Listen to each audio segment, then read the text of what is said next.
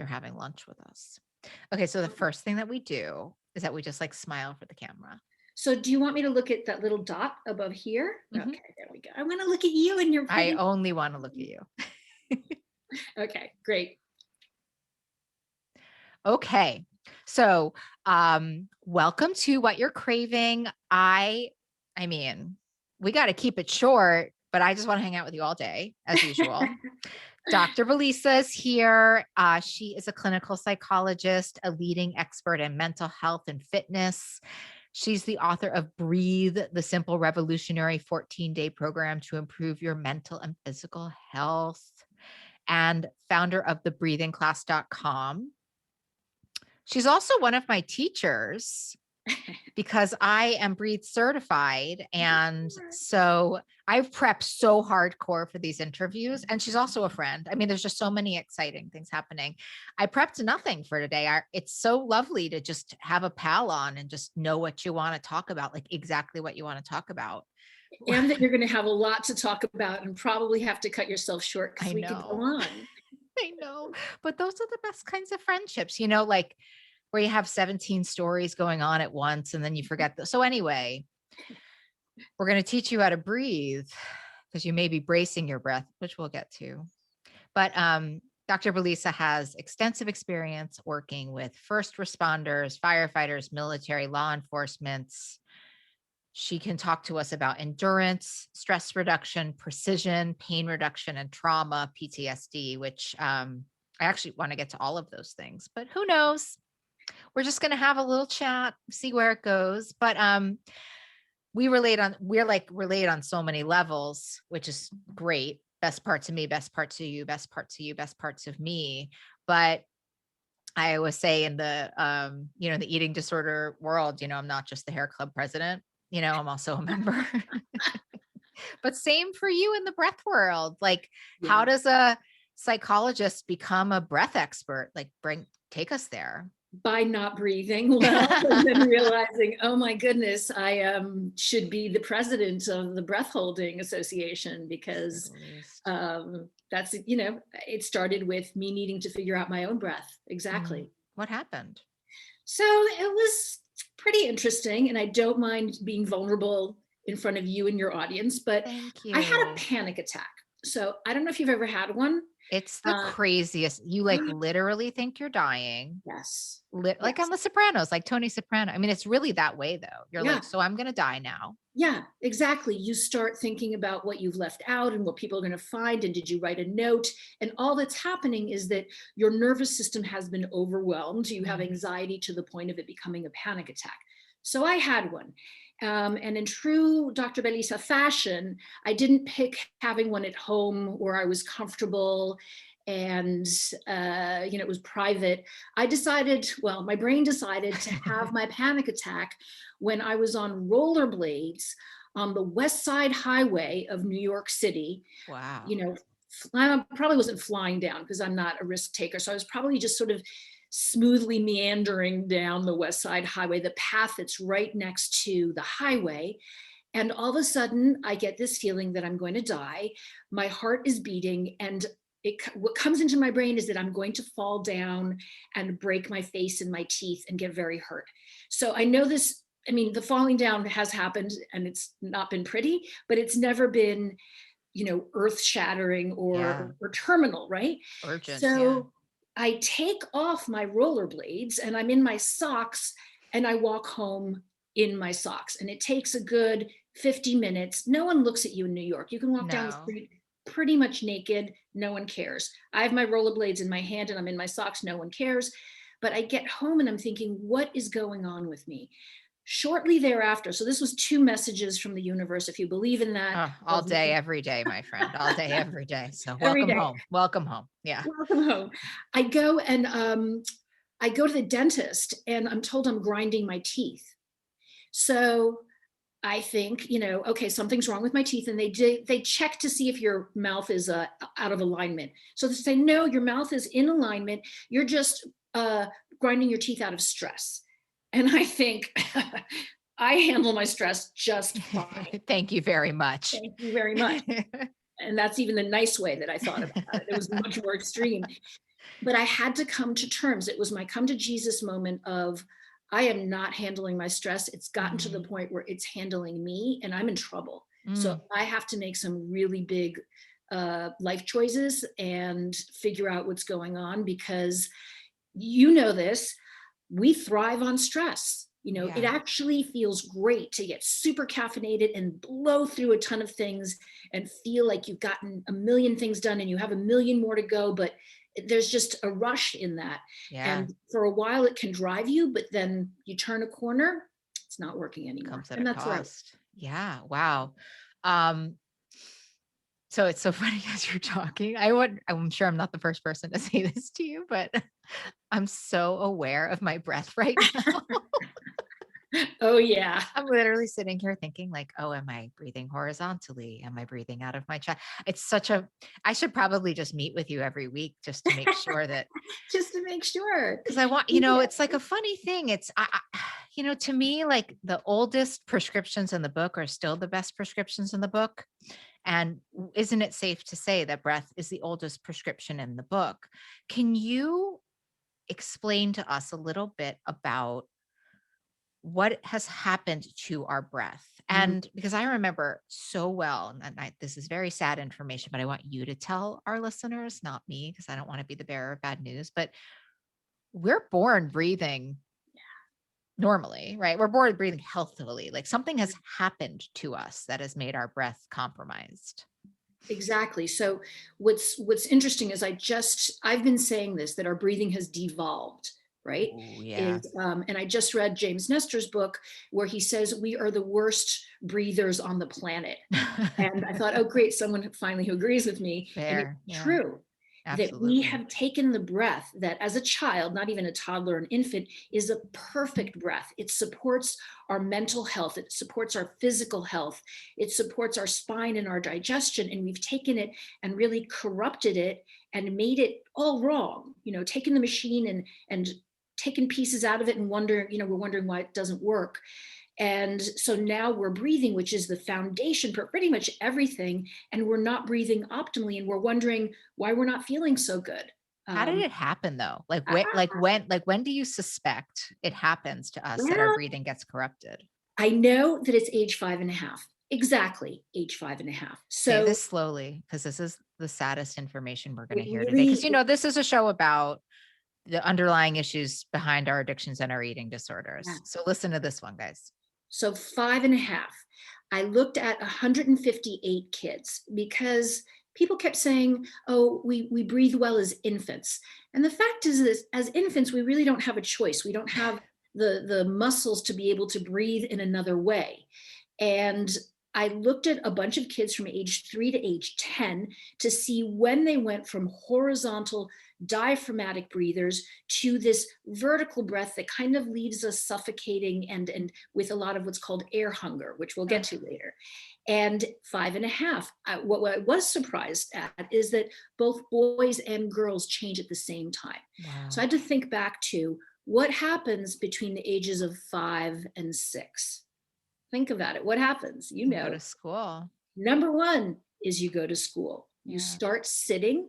You start wearing clothes that are not, you just stop, you get out of your onesies and your pull-up diapers, hopefully, and you start wearing clothes with waistbands and straps, and that are more have to do with how you look than function. Yeah.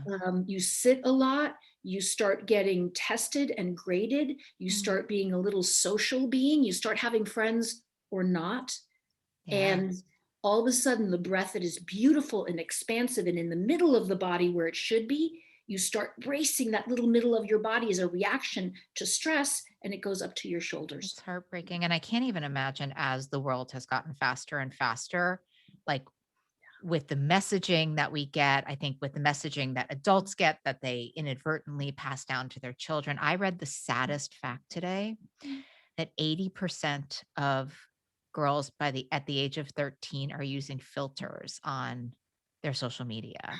It reminded me of this piece of data though. It really did, like this idea that we're not living in like our authentic selves, like yes, of course, it's like the waistbands and the stress, but I think it's also about, because when I talk to people about breath, and usually they're eating disordered people, it's all about but aren't I supposed to have a flat stomach? But aren't I supposed to have a flat stomach? And I have given more homework assignments on just, can you take a minute of your day and horizontally breathe? Yeah. Because that's actually going to benefit you, and do a lot of work around stomach stuff and whatever. But Yeah. it's unbelievable, isn't it? Yeah, it's unbelievable. I mean, I don't even know how to put in a filter, and I probably couldn't figure it out because I would, may some days I may need a filter. I mean, I don't think we should teach you. You're beautiful and wonderful exactly as you are. I don't believe, Thank you. this is it. This is the best I can do. And it's beautiful and it's wonderful. And Yeah. thank you for bringing vulnerability to the party. It's my love language, as you all know. It really is. And that horizontal breath, people will say it over and over again. And I'm sure because you use the breath and what you do is that when you let go of your belly, and it may not even be let go, it's just unbracing yourself, you feel terrifically vulnerable. And that's what puts you back in that place of bracing, because you feel better bracing. And it doesn't matter what weight you are, we all brace. Yeah. Well, and also, so gosh, there's so many things to talk about, but so there's these three kinds of breathing. Let's just inform. There's that three Sure. kinds of breathing. Talk us through the three kinds of breathing. Cause I'm a Okay. big bracer. If I'm reading emails, you've kind of ruined my life in the best way possible. If I'm reading emails, I'll try to do my best to take a minute and say like, oh my God, you just stopped breathing like Yeah. completely. Yeah. So that's actually one of the reasons I don't teach breath holding. People love holding their breath as an exercise of some sort. I don't know why. I'll But get you a little high. Nothing wrong with that. a little high, which isn't bad. Just However, kidding. you do need to be able to breathe, sort of continuously. That's actually what you want to do. And holding your breath is a stress response. So if you are a breath holder, one of the first hints you'll get about it is that you're yawning and you're sighing throughout the day. Your body's keep Good up. note. Yeah, to those moments where you're holding your breath. So Right. let's talk about breathing style, because it's very important to recognize what style of breather you are to be able to get a baseline on yourself. And in general, when we talk about the breath, it's either very mystical and magical, or it's very medical. So we've been sort of left in the middle to feel like, well, I think I'm doing a good job, or I believe that breathing is good. And what I've done is been able to give people a baseline to see where they are and what they're doing, and really understand what they need to do better. So first thing you need to do is I want everyone to take a deep breath. You can make any noise you want. And you actually tell us that we should be doing it in through our mouths, which I think is so helpful, not through our noses when we're first relearning how to breathe. Yeah, exactly. So actually, let me address that right now, because nasal breathing has become so popular, thankfully, and it's important. But when you're learning, you need to be able to hear the breath. You need to be able to make a sound that sounds like an inhale and a sound that sounds like an exhale, because breathing is so vague. We don't see air, we don't feel our lungs, that we need any possible cue we can get to be able to help us understand what we're doing. So in the beginning, do mouth. Later, please go to your nose. So the first thing you're going to do is take that deep breath, however you take a deep breath. And usually what happens, and Molly, you know this, is that you're going to breathe and you're going to puff up the top of your chest, maybe raise your shoulders. Most of us will look off into this distance up a little bit. Sometimes we put our arms out, it has nothing to do with it, but sometimes we do that anyway. And the breath is an upward breath, where you feel like you stretch upward on the inhale, and on the exhale, like you kind of settle down again.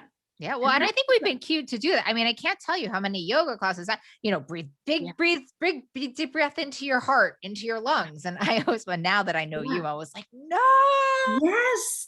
It's fascinating how many cues you get. And sometimes they're really subtle, where the person will just take their arms and go, take a deep breath in. So already you're being cued that it should be up. And the fact that's vertical. We don't want to be breathing vertically. We don't want spoiler alert. Yes. Yeah. Spoiler alert. So that's the vertical breath. So the horizontal breath. Wait, can I ask a question? So sort of what is the negative impact of that vertical breath when you're saying that breathing into your chest and it's like up into your throat and what is the negative impact of that? Profound impact. Everything above your body and below, everything is affected. So I'll go through a list. Whew. The first one is— Wait, do it slowly, because these are I'm just telling you, because it's like if it's about what you're craving, Yeah. there's sometimes I have podcasts where it's like it's not what you're craving, it's why you're craving. And this is the kind of podcast that's like mind blowing. Like, Yeah. oh my God, if I just started to breathe differently, I may not want to eat everything, drink anything, and obsess all the time. Like, listen, like we need to really give it to them. And Ready? slow me down too, because I get so excited I know, about me this. too. And I get a little hoarding of time. So potato, potato, So let's actually go to that specifically, is when my you hoarding of take— time.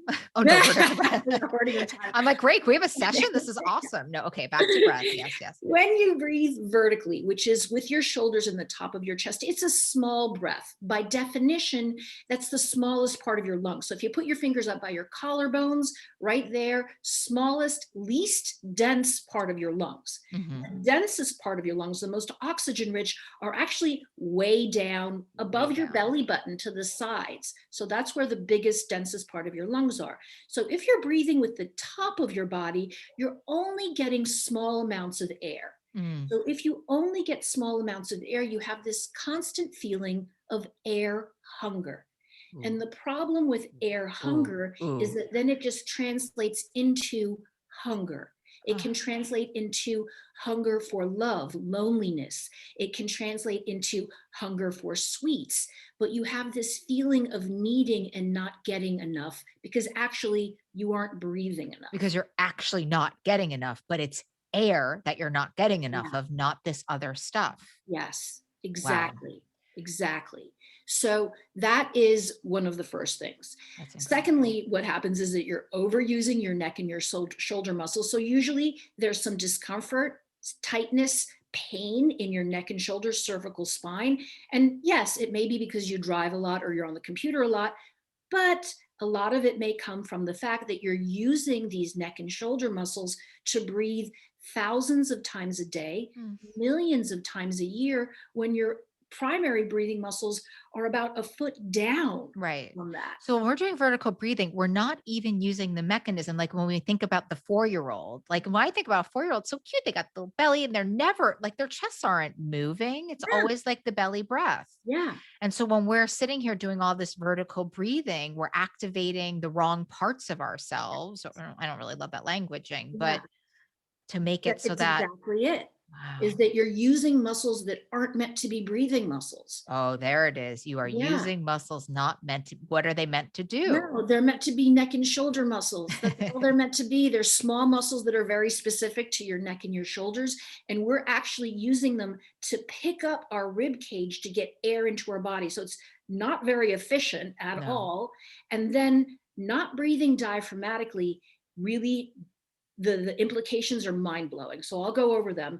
The first one is that your digestive system doesn't get the massage that it needs from the diaphragm.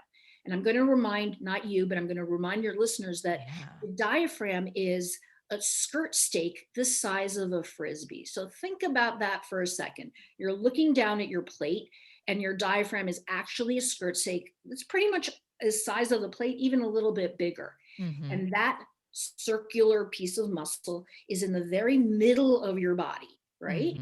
On the inhale, it flattens and it pushes your digestive organs down.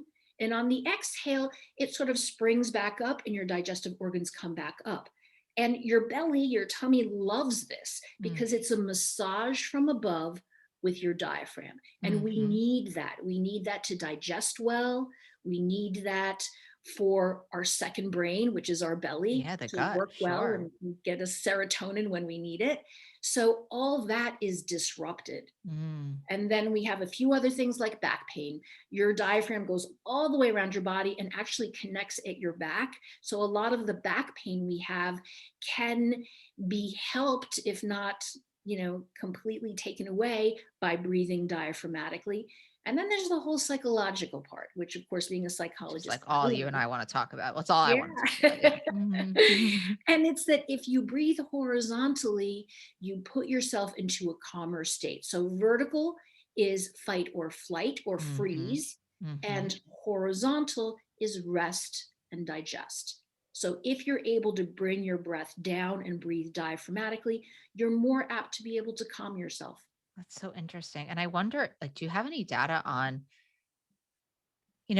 really being able to assess hunger and fullness? It's hard, but I wonder if there's any link between breath and being able to access satiety, feeling full. Do you know anything about that? I don't, and that sounds like a really great Should we have research do a project study for together? you. Want to start one? I'd love it. I think that's a fascinating idea, is that given your breathing IQ, and again, you can get your breathing IQ, your Yeah. measure of what your breathing score is on thebreathingiq.com. It's so I like as much as I really want to talk about this, I feel like we have so much to talk about, but her breathing IQ is so fascinating. And when you get trained as a breath certified as I walked into that class as like a B minus. I say this not to brag about my capacity to breathe, but by the end of the weekend, I was at an A, which only shows you how quickly you can correct and repair your breathing, right? Side note,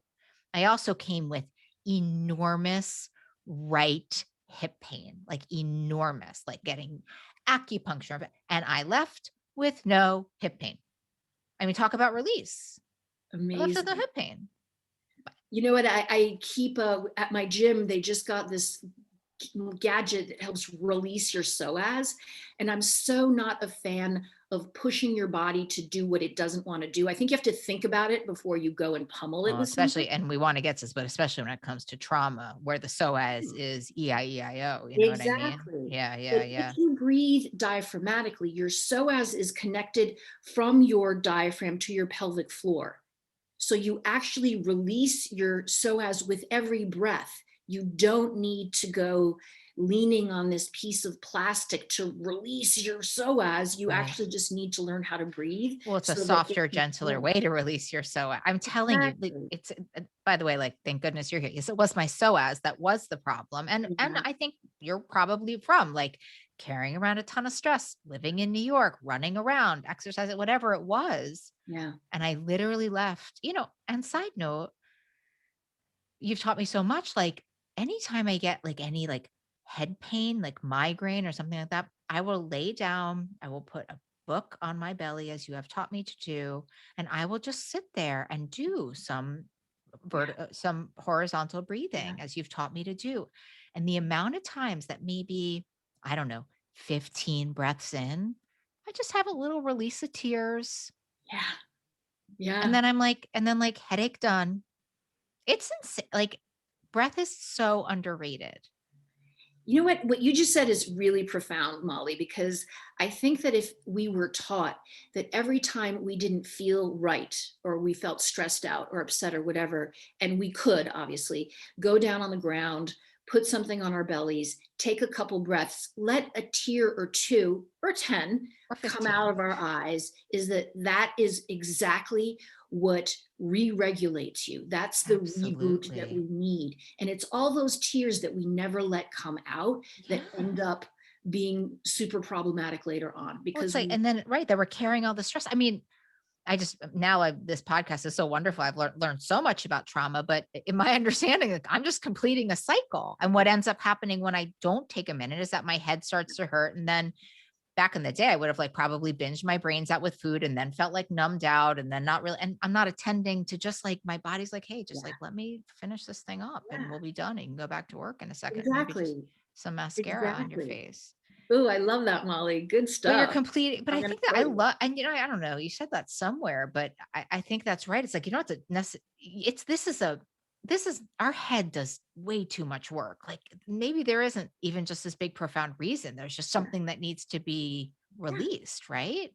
Yeah, well, think about your cat or your dog or whatever pet you have. They have a thing they do to release tension and then transition to their next state. Right. So, for instance, the mailman comes, your dog loses its shit, runs around, flips out, danger, danger. And then mailman leaves, circles around, shakes, goes back to sleep like nothing's Yeah, like happened. all good. That's Yeah, like, yeah. And we yeah. never do that. And we're like, wait, why am I having this? Which, like, by the way, like, whatever, we're both therapists, but it's like, there's some great times to really like focus in on like why. And then there's Yeah, some times where it's like, yeah, just express it out and you'll be good to go. yeah, It's pretty that's it. amazing. And we're not. It's pretty So amazing. can we talk about bracing? Cause I think this is the other one that people, so there's like, so, okay, guys, just because Belisa and I are at lunch, this is how it is sometimes on the podcast. So we've talked about this vertical breath, and that vertical breath is really gets us in the fight and the flight. What about the bracing? The bracing is the reason we go to that vertical breath. If I had to name one thing that happens, it's the bracing. And what And is bracing in and of So the itself? bracing can be, there's three types of bracing. So there's bracing that is a physical core set. Mm, So it is that we are bracing because we think it makes us stronger, mm. or we're so muscular and lean that it's actually holding us back from taking a horizontal breath. And Wow. you may be this person, or you may have that friend that's either so lean or so muscular or just so type A that they are just sucking it in as hard as they can all day long. Well, we're also taught that, right? We're taught that. And we Yeesh. think that that's an isometric that helps our abs and our core be stronger. And Yeah, but actually, Lisa, can we just say for 1 minute, just just because it's insane, like the cost of the cost of great abs is like losing your breath. Like, can we like yeah, anybody who's listening, can you just like take a beat on that? Like, that's yeah, insane. That's absolutely insane. insane. Insane. And honestly, if you see a woman with ripped abs, there almost always is some sort of pelvic floor dysfunction as well. Or back pain, I would imagine. Back pain as well, very possible. So, Can I just tell you, again, my breath is just, I'm having the best breathing day. Just, we have a podcast. I'm so relaxed right now, just looking at your excellent. face and That's what I having a lot want. of.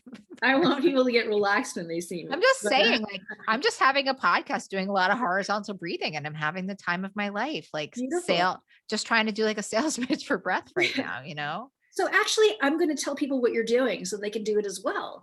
Is that what Molly is doing, even though I can't see it? And you should always wear clothes that people can't see it, because Yeah. Well, I'm that's wearing a big house dress, so I'm happy about perfect. everything. Big Mhm. house dress is awesome. We should wear them all the time, in All the house, day. out of the house. But so on the inhale, you relax your belly. Okay. And then on the exhale, you actually give it a squeeze. And the motion is as if you were doing cat cow from yoga, but you're seated upright. So what's nice about it is that you can do this breath and no one can tell. They're looking at the top of your body. And on the inhale, you let your belly go a tiny bit. You take, that is what actually is a deep breath. And then on the exhale, you narrow. And you can think about it as an exercise, or you can just think about it as that you're consciously breathing, and that's the way Love we that. should breathe. Because Yeah. there are folks that need to think about it as an exercise. So on the inhale, your diaphragm is actually flexing on the inhale. You're working your diaphragm on the inhale. On Mm. the exhale, you're working your core muscles. So if you need to think that way in order for this to work, that's perfectly fine with me. But the inhale looks like the middle of your body gets expansive. And again, in the beginning, it's a belly breath because we have to relearn it. But later on, you're going to be able to breathe 360 degrees all the way around. You don't have to pop your belly forwards. So inhale is relax, exhale is squeeze. Yeah. And I'm just having the time of my life, by the way. I mean, I never spend an hour just doing this. It's great. I actually do. Actually, but anytime I find myself bracing, I actually like almost my self-love corrective action is spending like at least a minute just getting back into breath. So back to bracing.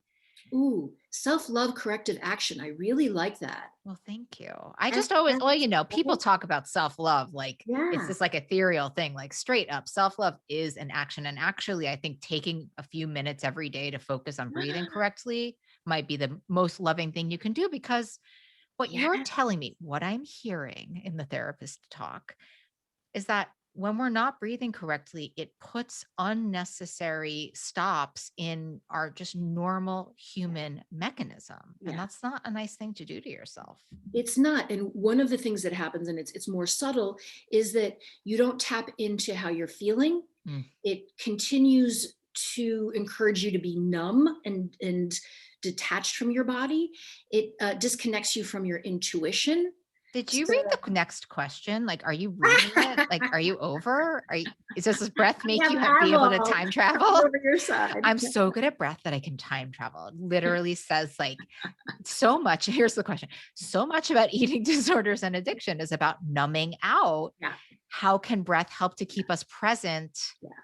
And the Cesar Millan of it all, right? Like Yeah. calm, assertive. So talk Yeah. to me about, I mean, I only want to talk about Cesar Millan, by the way, but because we don't think that you can be calm and assertive at the same time. We think like, Yeah. oh, I need to breathe. And like, that's what I thought in the beginning. Yeah. Like, well, I need to be attentive, but Yes. actually that the breath helps me to be calm and attentive. Yes. And actually, I just saw Caesar last week in Los Angeles. What? Oh, humble brag it out. I just think he's just a superstar to me. I wouldn't even be able to talk if I met Cesar Millan. We did, we did a show together where I had the person and he had the dog. Oh my God. And we combined, what he was doing with the dog and what I was doing with the person. Where can I see this show? I'm very interested in everything about this. I think it's on my website. Okay, great. Go on our website. I'll be there too. Yeah, no problem. You and Caesar just chilling. So when you and Caesar were just hanging out. So when we think about letting ourselves be vulnerable and actually inhaling, it puts you in a state where you can recognize how you're feeling and you can put labels on things and recognize them. And when you're braced all the time, you're always in a pose of let's go. So think about it and bracing is not necessarily bad when you need it, but it should be a very short state of being. So, when Ann Cuddy talks about power pose, a power pose is braced. Right. And it's good perhaps to get you into a situation and get you into the flow there. But then you better be breathing horizontally and let go, or else that oxygen deprivation, that having no air going into your body as you're presenting, is going to bite you in the butt. Yeah. So the bracing happens as a preparedness stance of, I have to go out there. It's not a safe place, whatever that is. It may be your living room. It may be the bedroom. It may be school. It just may be out on the street. But I'm going to brace my body because it puts me in this place where I can run or I can strike or I can move away from something that's happening. And that can be emotional or it can be physical. No, and like we need far more options, like in our own wisdom and intuition. There's not just like three options. Like it has to be kind of variant in the moment. And it's like when you're sitting, because I just love that idea. Like it's not as great of an analogy as it used to be, but like sitting on the subway, reading your emails, guarantee you're not breathing. Guarantee you're not breathing. Anytime you're reading your emails, guarantee you're not breathing. I think about reading my emails and I stop breathing. Well, think about, it's not just that your emails make you pay attention, whether they're, uplifting or not. Right. It's that when you look at a screen, if the screen is small, your breath follows. Whoa. So think about when you go somewhere and you make yourself look out into the distance, maybe it's at a beach or wherever where you can see. One of the first things that happens a few seconds later is that you sigh. Relax. Yeah. Wow. Right? Yeah. I never thought of that. Take a deep breath. No one takes a deep breath, a deep, expansive, wholehearted breath when they're doing this. Wow. Never. It never happens. That's incredible. So, yeah. It's your field of vision. This is a hell of a sales pitch for breath. And I'm so happy about it because I literally think it is what an easy, like you don't got to pay for it. Like you just need to learn how to do it and practice it and practice it and practice it. No, like legitimately.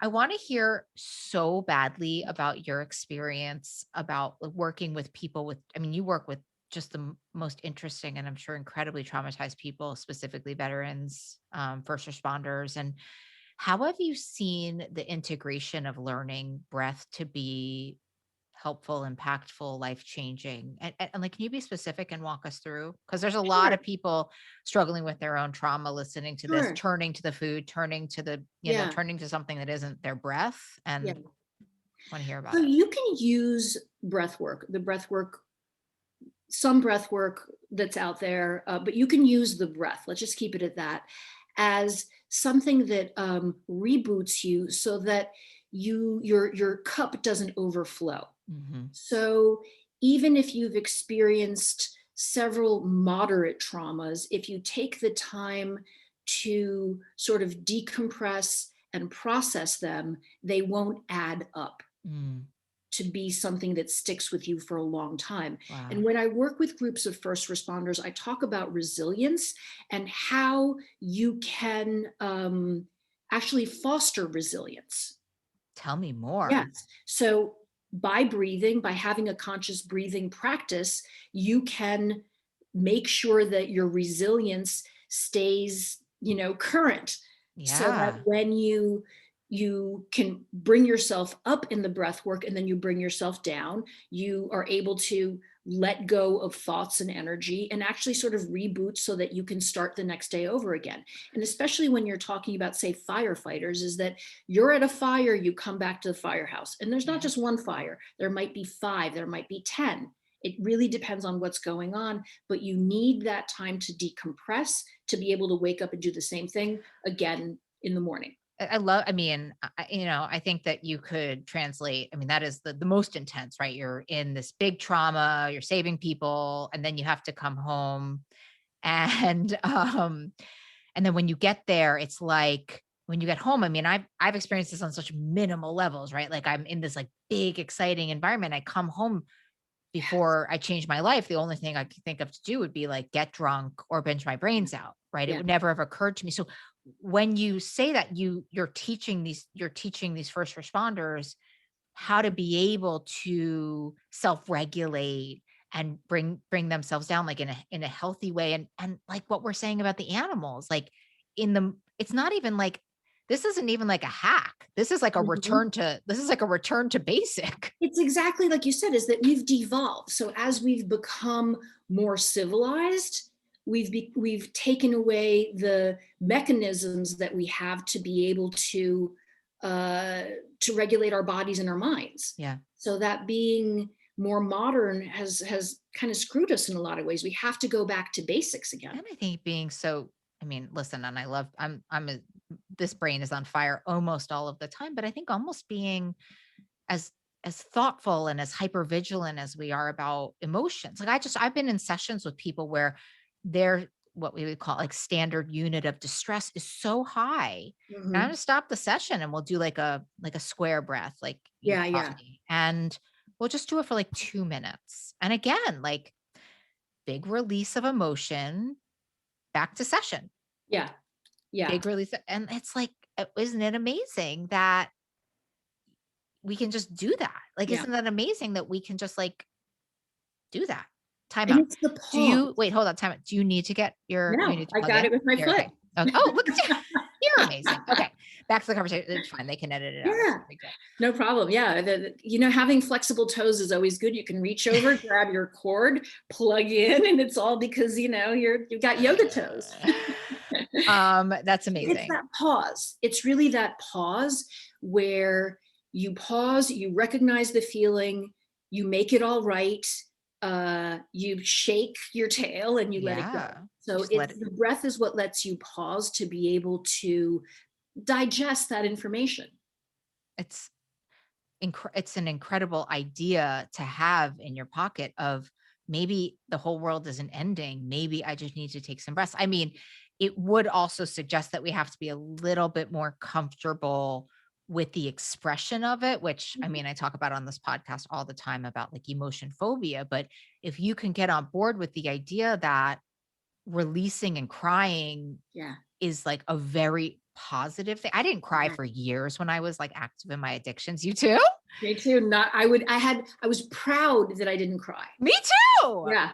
In my Wait. 20s, I was like, I don't cry. I don't know what was going on with me, Well, but right. I was like, I don't cry. And even as a kid, actually, my mom used to say that whatever, however I got punished or whatever I did, I wouldn't cry. She was just, baffled with me of this kid that would not cry. Well, Yeah. now that you're a breather, do you cry all the time? Oh, all the time. Right? And I Me really too. like, yes, I but I enjoy it. Like you said, if we could just get ourselves to recognize it as a physiological thing of like, oh, okay, I'm going to let 2 tears fall out of my eyes. And that's actually a physiological release, which is going to yeah. make me feel better. we'd be, you know, we'd be in I get psyched. I'm like, wow, body's working. Like, I'm just like, this is, I'm tear like, glands. yeah, I'm like, like, I'm releasing. I just know Yeah. it. Like, I'm just Yeah. releasing something. Okay. Like, and it doesn't have to be, then it isn't like a federal case of like, what's Yeah. wrong with Molly today? It's like, oh, my Yeah. body just needed to like, let this thing go. I cry like washing my hands at this point. I It's swear. really, you know, so the other thing is that you don't have to know why. And I think, again, as therapists, we've been made to think that we have to talk and understand things. And of course you do. Yeah. Like there's a place, there's a time and a place for it, but like Yeah. not necessarily like at 9 a.m. when you're like trying to get your life together. It might just be like a great time to take some breath, Yeah. let it out, and then like bring Yeah. it to therapy next Yeah. Tuesday at 4. Yeah. Like it doesn't need to be so interfering, I think. No. And so going back to the first responders is that I remember doing a class at the DEA in New York. And I said, you know, I always would say when we would do the meditation, which is a breath-led trance meditation, it's been done for hundreds of years by all sorts of people. Yeah, it's amazing. And I told the folks there, and I actually think this group was all men. So I can say I told the guys there that they might giggle or they might cry, not to worry about it, that I didn't need to know. Because when you go into a group, if it's military or law enforcement, is that often when you say you're a psychologist, folks will cross their arms and lean back. You lose the audience real quick. Yeah. Yeah. It's like, this is not actually someone that we want to talk to or that is friendly. And they'll probably put this in our charts and, you know, all the, I mean, which is just its own tragic about mental health stigma. Yeah. Another conversation for another day. But I let them know that they didn't need to know why they were letting go. That crying was the same as laughing, which they thought was really interesting because we usually think that those are opposite emotions. But if you have a moment, a cathartic moment where you are laughing or crying, it's the same thing. Nothing's sad, nothing's funny. You're just letting go, letting the steam off the pot. And it was wild to see these guys. Once I said, you don't need to tell me why. And I said, you might not even know. You don't have to tell me why. It was actually liberating for them. Wow. And then what did you find when they started to do some of the breath work with you? You know, the guys that were holding in a lot of stuff did tear up and would come by later and say like, wow, you know, I thought I had resolved that. I haven't. Wow. Or, you know, thank you. I feel so much lighter. Or obviously I have to revisit this theme because I thought I had it under control and I don't. God, it's so interesting because as you know, as we're sitting here saying like, you don't always have to figure it out. The idea that breath can also cue you to say, wow, maybe I actually need to go talk about this with somebody like on top of all of it. It's just like, I think there's this piece of, you know, there's all of this idea of like, what do you really need? And what are you really feeling? And what are you really feeding? And it's so hard to know any of that when you're not in touch with your breath. Yeah. Or when you're all in your head. And that's one thing, you know, we've talked about is that we spend way too much time in our heads. It's cluttered up here. And a dangerous neighborhood if you're Molly. Dangerous. You know what I mean? And a very dangerous neighborhood to spend too much time in. I mean, but if you're breathing vertically, you're feeling like the breath is only in the top of your body. You are talking, most of us talk way too much. One of the reasons we have some of the breathing dysfunction that we have has to do with the fact that we talk so much and our jobs need us to talk. So that if you have a job where you talk a lot, you're inhaling through your mouth, you're exhaling through your mouth, you have to do it quickly. The breath has to follow the sentence that you need to get out. It's not being really used to oxygenate your body. Yeah. So when I look at styles of people, I always look at the psychology of how fast do you talk? What do you do for a living? Are there moments where you can be quiet and just breathe through your nose quietly and calmly to be able to help your nervous system chill out? But if you have a job where you talk on the phone at work, which is a lot of us now, or meetings, and then you talk on the phone in your car, and then you get home and you talk, you're probably not breathing right because you're only using your breath to be able to get words out. So if I'm finding myself catching my breath all the time, if I find myself yawning and sighing all the time, it's like quick cues to say, but also if I find myself having like IBS or can you tell me other reasons? Can you tell me other cues that I may not be breathing right? So what it is that, so let me give you a few, is that the lower back pain. So Love upper that back, one. lower back. You're probably not breathing right if you have those two things. And obviously, if you've had an injury and it's specific to that part of your spine, I'm not talking about that. And also Even breath is though good for that too. it's absolutely good for that too, because if you have an injury in your back and you continue to breathe vertically, your spine isn't getting the attention, the blood flow that it needs. Mm, So you may have wow. a mild injury that then is exacerbated by your vertical breath. And Mm-hmm. if we go back to the bracing, we had the idea that you brace, you have a physical brace that you do because you think it makes you stronger, or you're working on your isometric, your abs. You have an emotional core set, which is that preparedness that you want to be in because the world doesn't feel safe. And you also have that the guarding that happens if you've had an injury in the middle of your body. And the Wow. middle can be Or a your trauma, I imagine. Like, I think yes. for me too, like since I came from 325 pounds and the stomach has always been like, I was just so proud to have these abs that like, by the way, I had to rewrite the whole story after meeting Dr. Belisa. Promise you that. I mean, I had to really Let's find a talk middle about path that. there. You want to talk about that with me? The whole idea of when you're heavier and when you hold your weight in your belly, because not Yeah, everybody holds their weight in their belly. I do, I but do. I have friends that hold it in their hips and their Mhm. legs, which is actually much healthier, by the way. Absolutely. Yeah. Yeah.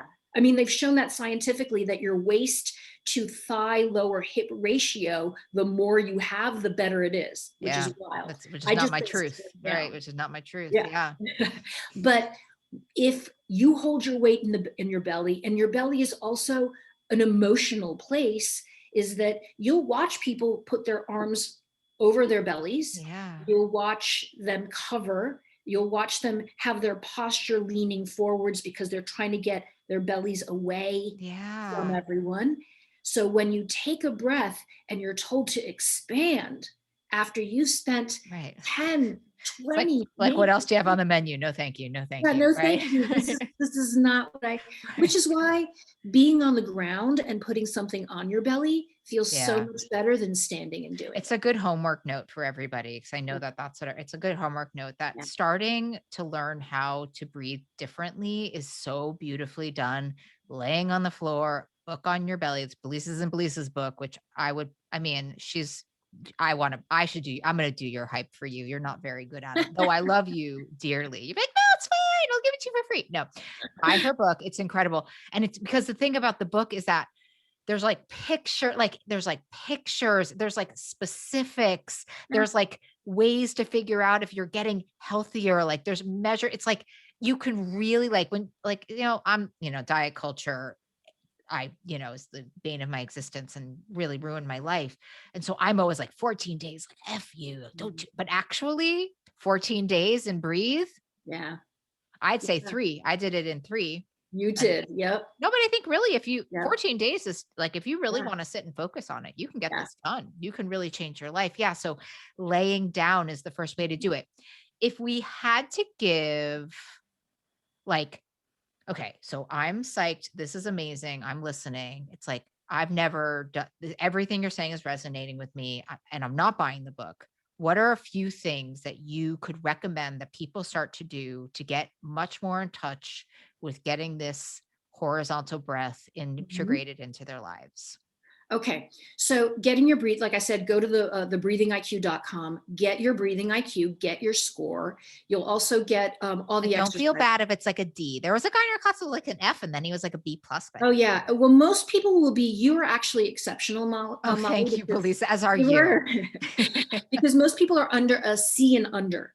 Yeah. So, Wow. and that's not bad news. You Right. actually please interpret that as good news of something really important that's going to make a big impact on your life that you haven't known before. Oh my God, I'm in love with that. Right. Like if you get like the D, be like, oh my Yeah, God, I found it. I found yeah, it. exactly. Yeah. This is amazing. Wow. Oh my Exactly. gosh. That's Yeah. actually what a beautiful reframe. I'm so into that. Right? Yeah. Total So great into it. reframe. So I want you to go, hope that your grade is terrible. It Yeah. probably Cause will then you've be. solved your problems. And then you can think about like, okay, I have lower back pain, it might help this. I have digestive issues, it might help this. I have anxiety, and you probably will find that all three of those will get better. And I Absolutely. was surprised when I first started teaching this. I'm not a gastro doctor by any means or a spine specialist. I'm a psychologist. So I was going into it for the anxiety part of it, the stress reduction. And all of a sudden, folks were coming to me and saying, hey, I'm not constipated anymore, or my lower back doesn't hurt. This is so weird. What do you know about that? And I had to study that. Wow. But and I forgot your original So question. we're giving everybody homework. So we have a lot Yes. of like highly motivated people. Yes. And we want to you know what I always say about Grace? Grace is about 48 hours long. So if you're listening to this podcast, we need to give them some to-dos. So what Yes. are to-dos? So Okay. Get your breatheiq.com. score. You will get all the exercises as well. And I know this is not good business on my part, but I don't care. But beautiful service on your part. But And I love beautiful you for service. it. I love you for it.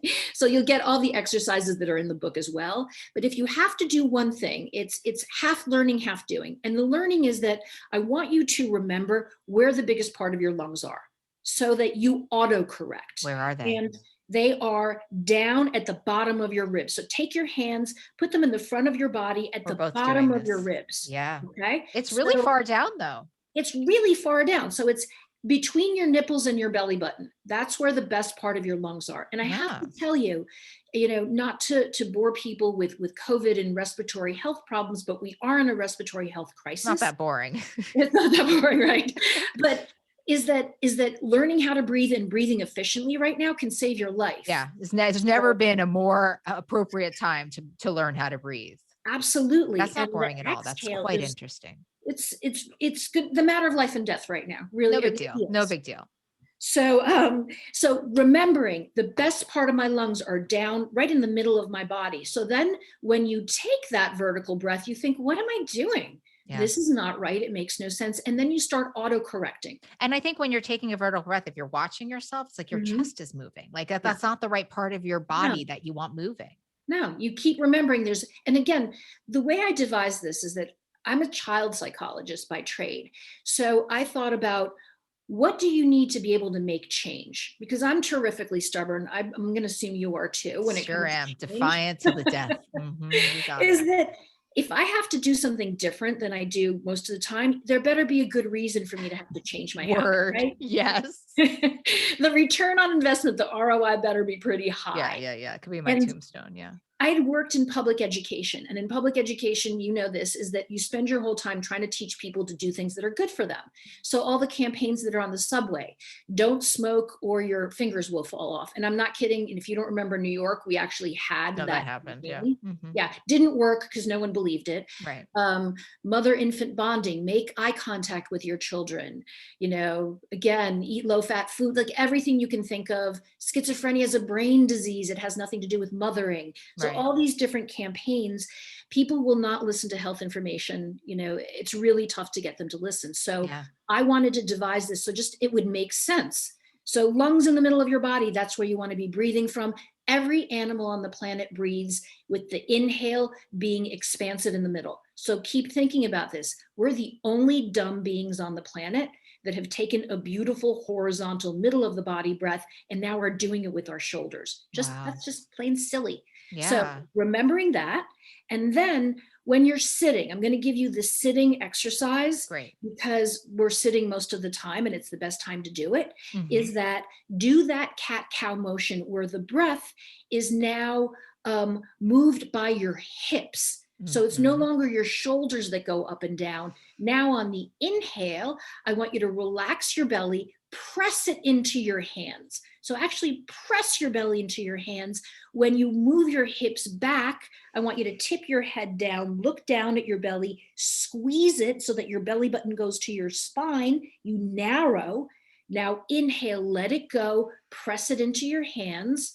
And then exhale, look down, squeeze, belly button to spine. And you can keep doing that. You can keep rolling your hips back and forth as you do all kinds of other things in your Zoom calls. Absolutely. And there you are taking care of your breath. So it's a nice multitask, taking care of your digestive organs and taking care of your pelvic floor, because all that right now is moving and being taken care of. if I could be your teaching assistant for a moment as the behaviorist in the room, I might also say that you could set 3 alarms every day and just do that for 1 minute. I love that. Self-love. And because that will start to at least be able to give you a barometer of when the breath is functioning and when the breath is dysfunctioning. Yep. And then you take it however you want. But Mhm. I love that one. And by the way, if you want to like rewind, because I was just doing that with her and it was amazing. Just the 4 notes that she gave us, because you're amazing. You also have another book that just came out about being a warrior. Yes. What's it So called? it's Breathing for Warriors, and I forget the secondary title of it, but it's Breathing for Warriors and it's for athletes. Yeah. And it came about because as I was reading, I was writing the first book, I'd have people say, well, how do I breathe at the gym? And I would answer, I don't care. Because I said, I want you to think about how you're breathing the other 23 hours of the Right. day. The 1 hour that you're breathing at the gym is just distracting. So let's Mhm. just figure out how you're breathing the rest of the time. And then I actually started getting interested in how people breathe at the gym. Hmm. And I found that they don't breathe at the gym. And if they're breathing, they're not breathing well. And I also started looking at different sports. And that was tremendously interesting for me because you breathe if you're playing golf, it's Right. very different than if you are a power lifter, Right, which or is like very different. basketball. Right. Yeah, Exactly. That's so really interesting. different. And how you train for it is very different. So your skeet shooter or your range shooter is going to focus on precision, whereas your endurance athlete just wants better cardio. And the Wow. exercises that you do are different for each sport. It's such brain hack stuff too, like, which I do love. Like what you're saying is that like right now as human beings, we're using this brain for evil when it comes to breath. And Yeah, like, you're like, actually, like we can actually like diversify and make ourselves even healthier. And then I do absolutely. think when it comes to this whole, like, what are we craving? Like, this is a why you're craving episode. Like Yeah.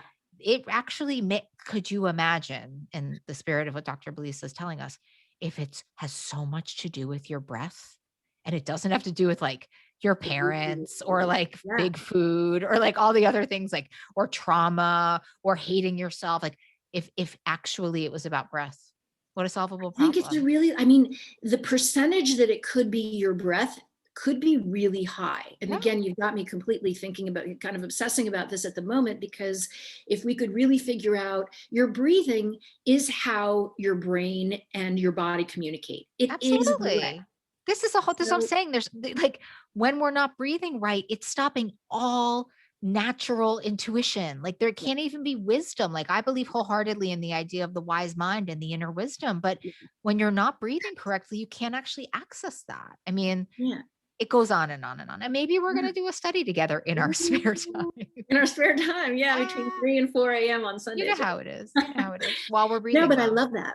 I It's love absolutely that. I true. think that that's a tremendous idea. Yeah. And if nothing else, it's like what I always say. It's just like, what's the downside? Even if you're exactly the same, which will Yeah. never happen. You know, What's the when I look downside? at breathing exercises help your visual acuity, What's right? So that? that's an example of what What's breathing can acuity?